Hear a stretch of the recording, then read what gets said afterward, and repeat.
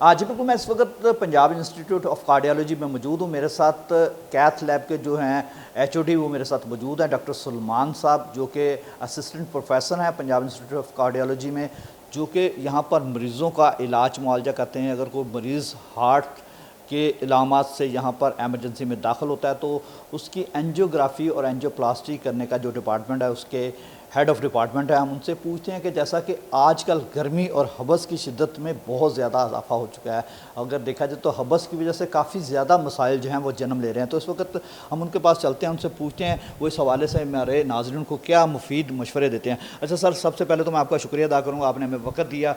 तो सर, आपको पता है जैसा कि मानसून शुरू होता है तो उसके बाद हबस, गर्मी और अजीब सी घुटन महसूस होती है। हार्ट पेशेंट वो काफ़ी ज़्यादा रिपोर्ट होना शुरू हो जाते हैं। सर, आप कैथ लैब को देखते हैं, लोगों को एंजियोग्राफी करते हैं, एंजियोप्लास्टी करते हैं, तो क्या सूरत हाल देख रहे हैं, किस तरह पेशेंट की रेशो में जो इजाफा हो रहा है? हाँ जी, अस्सलाम वालेकुम। जहाँ तक आपने जिक्र किया, आजकल जिस तरह हब्स बहुत ज़्यादा है, उस दौरान ये है कि जो है पेशेंट्स एमरजेंसी में भी हमारे पास बढ़े हुए हैं, दिल के मसलों के साथ मरीज़ ज़्यादा आ रहे हैं। उसकी चंद वजूहात हैं कि जब हब्स बढ़ती है और जब ये डिहाइड्रेशन वगैरह एक बहुत बड़ी कॉज़ है कि जिसकी वजह से दिल के अमराज बढ़ सकते हैं। चंद अमराज जो कि जिन पे फ़र्क पड़ता है, जिसमें ब्लड प्रेशर बढ़ सकता है, क्योंकि डिहाइड्रेशन की वजह से जो ब्लड की सप्लाई है, जो खून का जो मतलब दबाव है, वो स्किन की तरफ जो है वो ज़्यादा हो जाता है और उसकी वजह से दिल के ऊपर बोझ पड़ता है और ज़्यादा फ्लूइड रिक्वायरमेंट होती है। इसके अंदर सबसे इम्पॉर्टेंट चीज़ ये है कि जो है ना कि जो फ्लूइड्स का इस्तेमाल ज़्यादा करना चाहिए, क्योंकि जब पसीना आता है और जो है ना इलेक्ट्रोलाइट्स और फ्लूइड्स वगैरह का लॉस होता है तो उसकी वजह से ये मसाइल पैदा हो सकते हैं। इसके अलावा गुर्दों के ऊपर भी असर पड़ता है। गुर्दों के ऊपर जब असर पड़ता है तो उसकी वजह से भी ब्लड प्रेशर ज़्यादा होता है। इसके अलावा कुछ दवाइयाँ हैं जिनका असर जो है ना वो डिहाइड्रेशन में कम हो जाता है और कुछ दवाइयाँ हैं जिनका असर बढ़ जाता है। इस वजह से इसलिए सबसे इम्पॉर्टेंट चीज़ ये है कि अपने आप को हाइड्रेटेड रखें।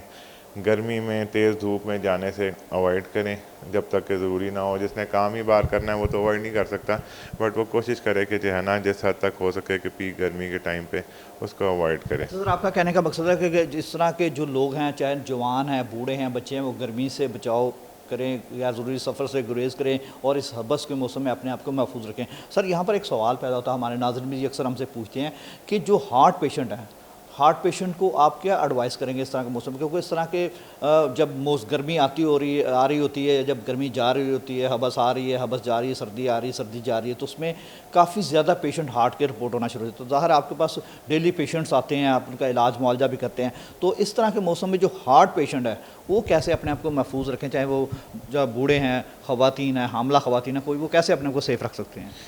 हार्ट पेशेंट्स पे और जिस तरह आपने जिक्र किया बूढ़े लोग हैं उनके ऊपर ये गर्मी का और हब्स का और जिस तरह मैंने कहा डिहाइड्रेशन का, उसका असर ज़्यादा होता है। इसलिए उससे गर्मी से एक तो बचना ज़रूरी है और दूसरा जो है ना अपना पानी वगैरह और उसका इस्तेमाल ज़्यादा करें। पानी इस्तेमाल कर लें, अगर शुगर नहीं है तो जूसेस का यूज़ कर लें, फल का इस्तेमाल ज़्यादा करें।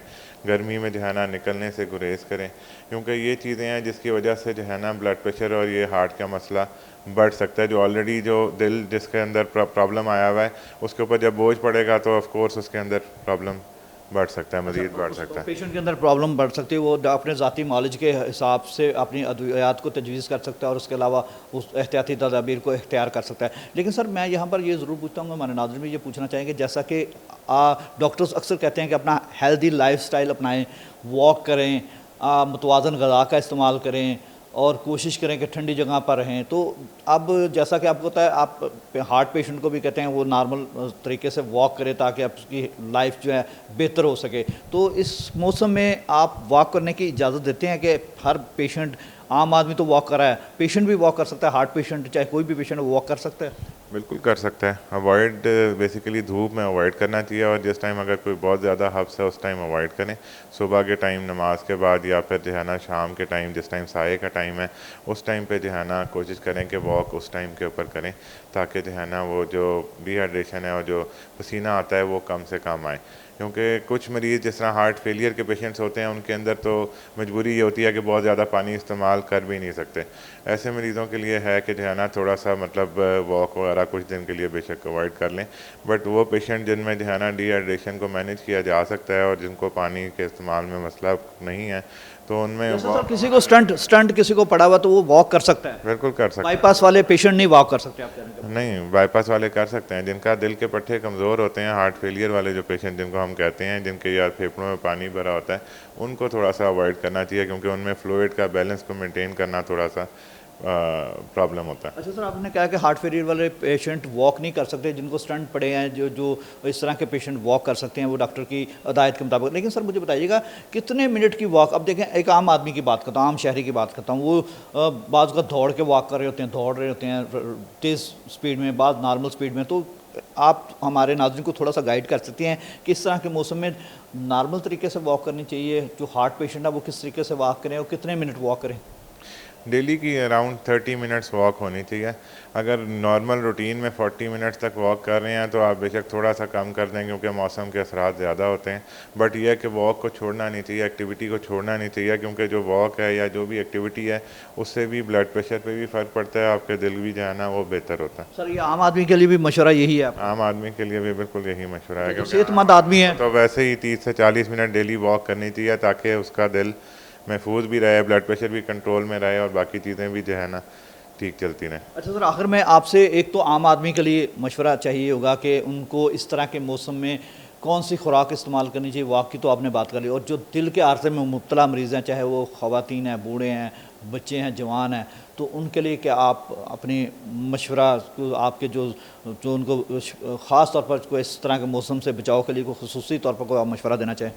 अपने आप को हाइड्रेटेड रखें, फ्लूइड्स का, पानी का इस्तेमाल ज़्यादा करें, इसके अलावा फलों का इस्तेमाल ज़्यादा करें। तो सर टोटके भी साथ करें?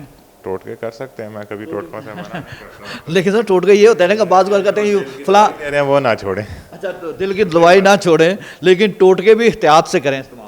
अच्छा तो जैसा ORS वगैरह पीना होता है वो पी लें, नमकोल वाला पानी पी लिया, उसके अलावा सकंजविन पी ली, इस तरह का पानी का ज़्यादा से ज़्यादा आप कह रहे हैं इस्तेमाल करें। तो सर इस हवाले से जो है आम शहरी उनको भी यही सर आपकी मशवरा है? बिल्कुल, आम शहरियों को भी यही मशवरा है, जबकि जो दिल वाले जो मरीज़ हैं उनको ये है कि जो इस्तेमाल जो ORS या इस तरह की चीज़ें जो आप कह रहे हैं उनका इस्तेमाल थोड़ा कम रखें, क्योंकि उसमें नमक ज़्यादा होता है। अलबत्ता यह कि अगर इलेक्ट्रोलाइट्स की कोई कमी है तब वो इस्तेमाल करें, वरना अदरवाइज़ कंजवी इस्तेमाल कर सकते हैं, पानी पी सकते हैं, अगर शुगर नहीं है जूसेस इस्तेमाल कर सकते हैं, उसमें ऐसा इशू नहीं है। और इवन जो आम शहरी हैं वो भी अपनी नॉर्मल रूटीन की वॉक बेशक रखें, थोड़ा सा इस गर्मी की वजह से हब्स के मौसम में, मतलब जिस टाइम बहुत ज़्यादा हब्स है उस टाइम अवॉइड करें, थोड़ा बेहतर मौसम हो तो उसके लिए वॉक भी करें और अपने आप को जो है ना पानी की कमी से बचाएं। अच्छा सर, खुराक की बात की जाए, थोड़ी सी खुराक की बात है, पिज़्ज़े बर्गर खाने चाहिए या सादा खुराक का इस्तेमाल करना चाहिए, चाहे वो आम सेहतमंद नौजवान है, सेहतमंद शहरी हैं या जो हार्ट पेशेंट है, उनके लिए क्या मशवरा सर? चाहे सेहतमंद शहरी है, चाहे जो है हार्ट का पेशेंट है, उसको ग़िज़ा तो जो है ना अच्छी ही रखनी चाहिए, और ग़िज़ा में कोशिश ये करनी चाहिए जो ऑयल है, जो चिकनाई है उसको कम रखे, और सेहतमंद ग़िज़ा जो है ना फल और सब्ज़ियों का इस्तेमाल ज़्यादा रखें। अब जब वो हमारा वो बन चुका हुआ है उसके अंदर अवॉइड तो नहीं कर सकते ये सारी चीज़ें, बट जहाँ तक हो सके कोशिश करें कि जो है ना अपनी ग़िज़ा को सेहतमंद रखें। सर आपका बहुत शुक्रिया। बिल्कुल जो मेरे साथ यहाँ पर एसोसिएट प्रोफेसर डॉक्टर सलमान साहब मौजूद थे, जो कि कैथ लैब के HOD थे। उनकी जानब से इंतहाई मुफीद मशवरे जो हैं शहरियों को दिए गए हैं, ख़ासतौर पर जो हार्ट पेशेंट उनको कहा गया कि इस तरह के मौसम में, ख़ासतौर पर हबस के मौसम में अपने आप को जो है वो गैर ज़रूरी सफ़र से गुरेज करें और कोशिश करें कि धूप में बाहर ना निकलें, ठंडे मकामात पर हैं। और आम शहरियों को भी उनका यही मशवरा था कि वो ज़्यादा से ज़्यादा नमकोल वाला पानी पी रहे, नमकियात की कमी ना होने दें, ताकि उनका जो बॉडी वो डिहाइड्रेट ना हो सके और अपनी ज़िंदगी को महफूज रखें। लेकिन जो हार्ट पेशेंट है वो अपने ज़ाती मॉलेज के मशवरे के साथ जो है अपनी वॉक का भी कर सकते हैं, और उसके अलावा अपनी खुराक को भी इस्तेमाल कर सकते हैं, और साथ साथ इस तरह के मौसम में उनके मशवरे के मुताबिक जो है वो अपनी जो है रोज़मर्रा ज़िंदगी के जो है एक्टिविटी वो परफॉर्म कर सकते हैं। जी।